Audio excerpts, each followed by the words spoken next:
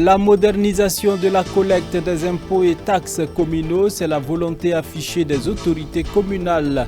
Et puis 8 métropoles françaises, en plus de Paris, sont soumises à un couvre-feu de 21h à 6h du matin pour compter de ce soir à minuit. C'est le sommaire de cette édition, dames et messieurs. Merci de vous informer sur la télévision de la famille. Bonsoir encore. Eh bien, la commune de Ouagadougou a entrepris la modernisation de la collecte des impôts et taxes dans un souci d'efficacité et d'efficience via la mise en œuvre du projet Psychotax. Pendant 72 heures, 26 agents de recouvrement se sont familiarisés à l'outil. Odette Zouangena et Gédéon Tapsoba ont pris part à la cérémonie de clôture de cette formation et voici leur compte-rendu.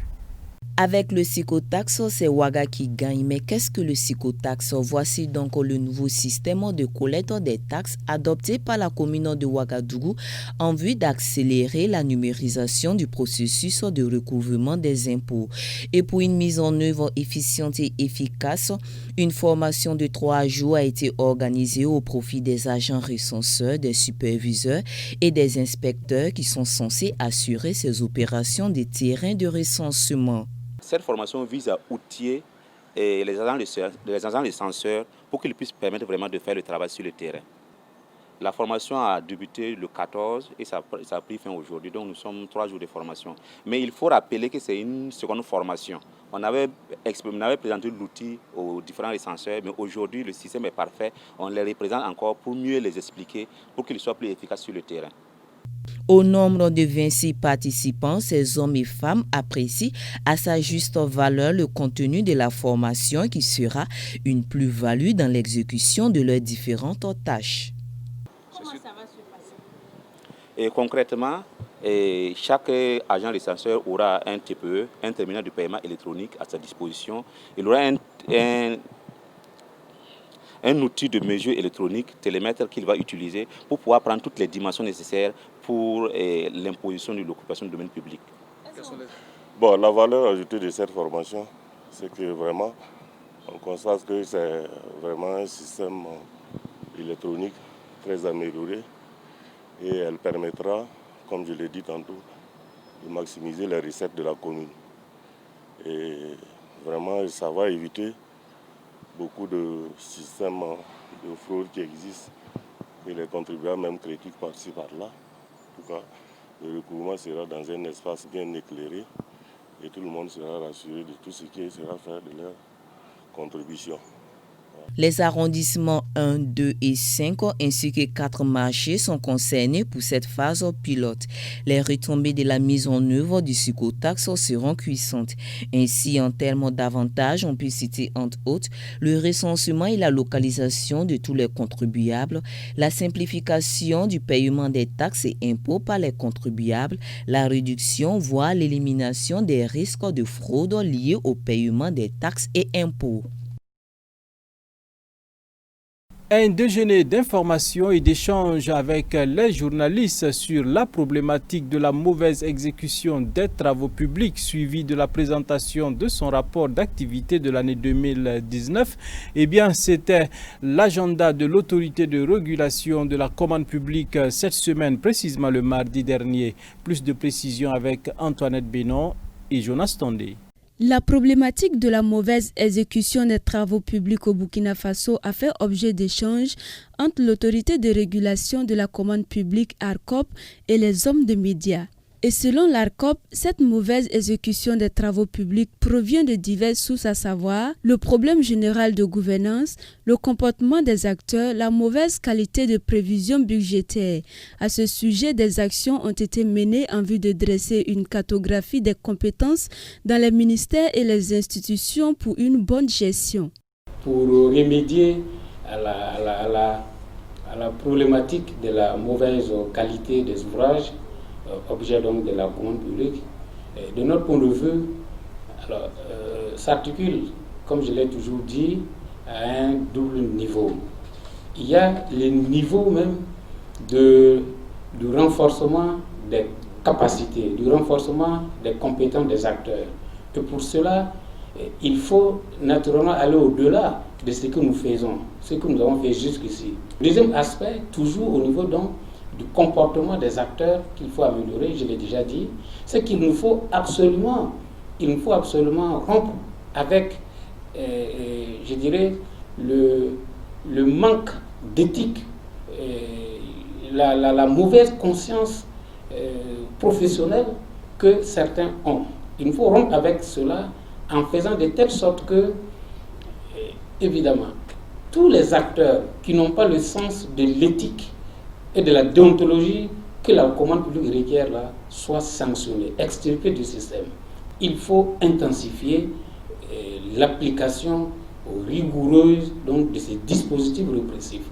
Il nous faut donc pour cela intensifier les enquêtes et il faut appliquer surtout les sanctions qui existent déjà sans complaisance et sans pitié. Il y a d'autres outils que nous avons développés et qui, de notre point de vue, viendront donc résoudre un tant soit peu la problématique de la mauvaise qualité. En plus des échanges sur la problématique liée à la mauvaise exécution des travaux publics, l'ARCOP a présenté son rapport d'activité de l'année 2019, lequel rapport est jugé satisfaisant. Cependant, quelques insuffisances ont été relevées. Elle se situe, comme je l'ai déjà dit, essentiellement au niveau donc, du comportement des acteurs. Alors, nous avons constaté que dans l'examen des plaintes pour lesquelles le régulateur a été saisi, notamment l'organe de règlement des différends, que des mauvaises pratiques persistent au niveau donc des acteurs. C'est d'ailleurs la raison pour laquelle il y a un nombre élevé de plaintes. Vous savez que notre pays, contrairement à ce qui se passe dans les autres pays, enregistre le record de plaintes, alors qu'il y a des pays qui passent plus de marchés et de loin d'ailleurs devant nous. Une autre difficulté que je n'appellerai peut-être pas insuffisante, mais une difficulté qui a été notée dans le rapport 2019, mais qui est en passe d'être résolue, le président l'a dit tantôt dans son intervention, c'est que le régulateur dans ses actions était limité par la question donc, de l'insuffisance des ressources financières. Alors cette limite justement provenait essentiellement donc, de l'ineffectivité de la redevance de régulation. Au cours de cette rencontre également avec les hommes de médias, l'autorité de régulation de la commande publique a affirmé que de nombreuses entreprises ont été sanctionnées concernant la mauvaise exécution. Et à la question de savoir si l'autorité n'est-elle pas souvent influencée par les politiques dans ses prises de décision, le président du conseil de régulation souligne que l'ARCOP est libre de ses actions et que dans les jours à venir, de nombreux acteurs répondront de leurs actes. Hors de chez nous, nous le disions en titre, Paris, sa région et 8 autres métropoles s'apprêtent à vivre une dernière soirée de liberté avant l'entrée en vigueur d'un couvre-feu de 21h à 6h du matin à partir du 16 octobre à minuit, alors que plus de 30 000 cas positifs ont été détectés en 24 heures. C'est un record. Une dernière soirée de liberté pour 20 millions de Français avant l'interdiction de sortie, le couvre-feu. Près de Toulouse, certains se réjouissent de cette mesure forte destinée à freiner l'épidémie. Et hier, plus de 30 000 nouveaux cas de Covid-19 ont été recensés en France. Je pense qu'il faut resserrer un petit peu la vis parce qu'il y a eu beaucoup de relâchement. Je pense que si on veut avoir un Noël digne de Noël, peut-être qu'il faut passer par là, effectivement. D'autres, comme à Paris, sont plus critiques, notamment les restaurateurs. Après le confinement, la chute du nombre de touristes dans la capitale, ce couvre-feu est un nouveau coup dur pour leur économie. Il y a des gens en saison, ils ont fait des saisons comme jamais ils ont fait, et tant mieux, puisque l'argent a été dépensé dans notre pays. Mais nous, Paris, on est à genoux, à genoux. En terrasse, même incompréhension chez les jeunes adultes ou ce groupe d'adolescents habitués à sortir le soir. Encore qu'ils ferment les bars, les restaurants, c'est complètement normal parce qu'on sait que, moi je suis allée dans des bars, j'ai vu que voilà, il y a tout le monde qui est regroupé dedans, ça devient mini boîte et que clairement il n'y a pas les masques et tout. Après voilà, nous on a quand même envie de se voir entre nous, faire des petites soirées et là c'est pas possible. Une décision critiquée à l'autre bout de la France en pleine campagne. À Mi-mai, petite commune de la métropole marseillaise, les habitants devront eux aussi se confiner à partir de 21h. Illogique pour le restaurateur du village. Il dénonce un couvre-feu absurde. On est isolé de tout et on ne comprend pas pourquoi on doit s'arrêter, on doit fermer. Il n'y a pas de cas de coronavirus, il y a même une qui a eu dans l'école. C'est tout et voilà, sincèrement, je ne comprends pas. Ce couvre-feu, décidé pour 4 semaines, doit être prolongé jusqu'au 1er décembre. Toujours le Covid-19 et son corollaire de situation. Alors, nous allons à la foire du livre de Francfort. Eh bien, c'est en mode Covid qu'elle se tient cette année avec un strict respect des mesures barrières. La plupart des conférences et même les lectures se déroulent en virtuel. Suivez. Beaucoup de livres mais très peu de visiteurs cette année à la foire du livre de Francfort, la plus importante au monde dans le domaine de l'édition. Les organisateurs ont pu maintenir l'événement tout en s'adaptant aux contraintes sanitaires. La plupart des conférences et lectures se déroulent en virtuel. Le contexte de restriction actuellement en Europe semble plutôt propice à la lecture, comme l'explique le directeur de la foire de Francfort. Il y a des fenêtres de temps qui s'ouvrent en ce moment. On a besoin de temps pour soi-même et on peut en profiter avec des livres. On constate un intérêt croissant des jeunes pour les livres, même les enfants. Ils expriment le besoin d'un moment de repos, de se plonger dans un livre.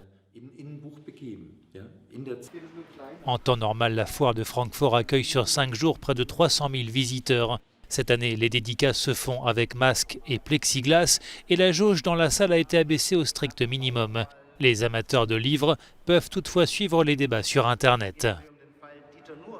Les temps forts de la semaine incluent des entretiens avec le militant pro-démocratie hongkongais Joshua Wong, le lanceur d'alerte américain Edward Snowden et la romancière canadienne Margaret Atwood.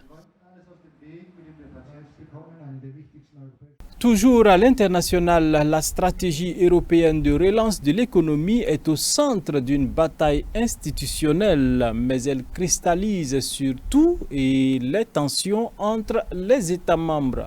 Suivez. C'est une rude bataille que se livrent les institutions européennes sur l'avenir de l'Europe post-coronavirus. Un fonds de relance de l'économie est sur la table, mais ce projet est pris en otage par de difficiles négociations entre le Parlement européen et les États membres sur le budget à long terme de l'Union. Au mois de juillet, après un sommet marathon, les chefs d'État et de gouvernement se sont finalement entendus sur une enveloppe et sur la façon d'employer cet argent. L'ensemble du projet rassemble 1 800 milliards d'euros, dont 750 milliards pour le programme de relance Next Generation EU. La différence, soit un peu plus de 1 000 milliards d'euros, relève du budget européen sur 7 ans, appelé aussi cadre financier pluriannuel. Le Parlement européen regrette que cette stratégie se concentre principalement sur la reprise, au détriment de 15 programmes essentiels comme la transition écologique, l'innovation, l'éducation ou encore Erasmus+. Les eurodéputés veulent donc augmenter de 39 milliards d'euros le budget à long terme de l'Union européenne. Je pense que les citoyens européens soutiennent la position du Parlement. Je pense qu'il est possible de parvenir à un accord d'ici la fin de l'année, mais nous devons savoir dans quelle mesure le Conseil compte s'arc-bouter sur sa proposition du mois de juillet, au lieu de s'engager dans une posture plus européenne comme le souhaite le Parlement. Mais les gouvernements sont réticents à mettre plus d'argent sur la table. Le compromis obtenu en juillet a nécessité des tractations intenses, jour et nuit. Une autre pierre d'achoppement concerne l'état de droit. Les eurodéputés veulent que le versement de l'aide européenne soit conditionné au respect des valeurs de l'Union. La Hongrie et la Pologne, pointées du doigt par les institutions européennes sur cette question, menacent de bloquer la ratification du plan de relance. Budapest et Varsovie refusent cette conditionnalité.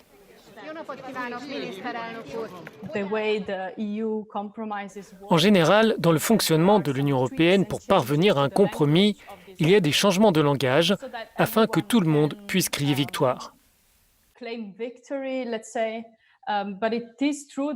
il est vrai que cette fois, le Parlement européen n'est pas plus agressif, mais plus actif dans la présentation de sa position et ces négociations s'annoncent compliquées pour un certain temps.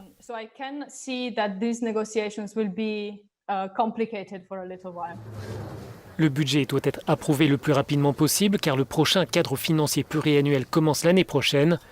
Un échec des discussions entraînerait alors le blocage de plusieurs programmes.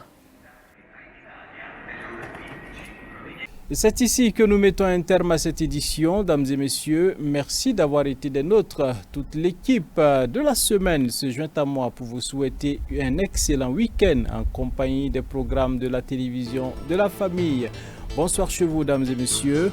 À demain pour d'autres actualités, bien entendu. La grâce de Dieu repose sur vous.